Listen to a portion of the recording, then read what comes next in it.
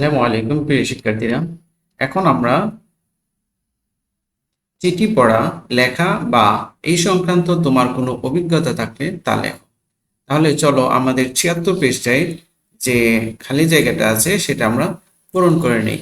ওকে প্রিয় শিক্ষার্থীরা, দেখো এটার উত্তর হবে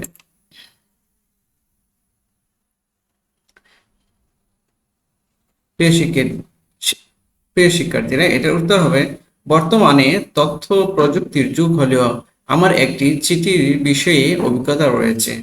আমি বর্তমানে সপ্তম শ্রেণীতে পড়ি।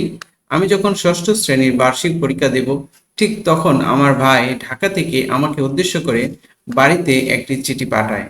চিঠি পড়ে আমি দেখলাম বাসার সবাই কেমন আছে তা জানতে চেয়েছে। তারপর আমার পড়াশোনা কেমন চলছে জিজ্ঞেস করেছে। আমার বার্ষিক পরীক্ষার প্রস্তুতি কেমন হয়েছে তা জানতে চেয়েছে। আমি সুন্দর করে একটি চিঠি লিখি এই বিষয়টি নিয়ে। আমি চিঠির উত্তর দিয়েছিলাম, আমার লেখা চিঠিটি আমার বাবা ডাকযোগে ভাইকে পাঠিয়ে দিয়েছিল। চিঠির বিষয়ে এটি আমার একমাত্র অভিজ্ঞতা। চিঠি পড়া, লেখা বা এই সংক্রান্ত আমার নিজস্ব অভিজ্ঞতাটাকে এখানে লিখলাম।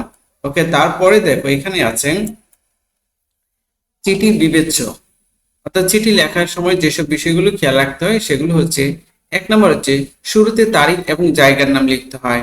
২ হচ্ছে সম্বোধন করে চিঠি শুরু করতে হয়। ৩ হচ্ছে চিঠির প্রথম দিকে বয়স অনুযায়ী সালাম, শুভেচ্ছা বা শুভাশীষ জানাতে হয়।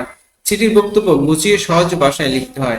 শেষ অংশে বিদায় জানাতে হয় এবং নিজের নাম লিখতে হয়। তারপরে হচ্ছে চিঠি খামে বড়ে প্রেরক ও প্রাপকের ঠিকানা লিখে ডাকে পাঠাতে হয়। এই হচ্ছে একটা চিঠির কামের নমুনা। দেখো এখানে লেখা আছে যৌতুক দেয়া নেয়া শাস্তিযোগ্য অপরাধ লিখতে হয়,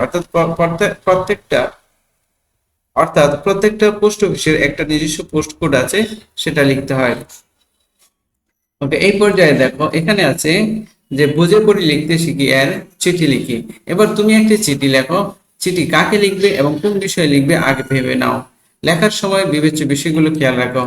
অর্থাৎ চিঠি লেখার সময় আমরা এখন যে বিবেচ্য বিষয়গুলো পড়েছি সেগুলো খেয়াল রেখে এখন আমাদেরকে একটা চিঠি লিখতে হবে। চলো আমরা চিঠি দেখে নেই।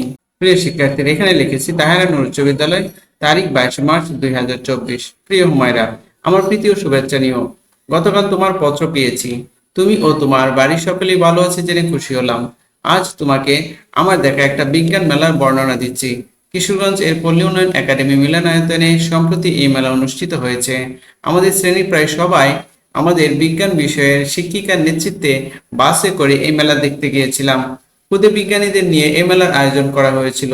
সপ্তাহব্যাপী এই মেলার উদ্বোধন করেন বাংলাদেশ সরকারের মাননীয় শিক্ষামন্ত্রী। তাদের উদ্ভাবনী বিষয়বস্তু ছিল ইলেকট্রিক ডেকি, ইলেকট্রিক বেল, টেলিস্কোপ, সৌরচুল্লি ইত্যাদি। তারা মাটি দিয়ে প্রাণীর চোখ, প্রাণীকোষ, উদ্ভিদ কোষ ও প্রাণীর অস্থি তৈরি করে।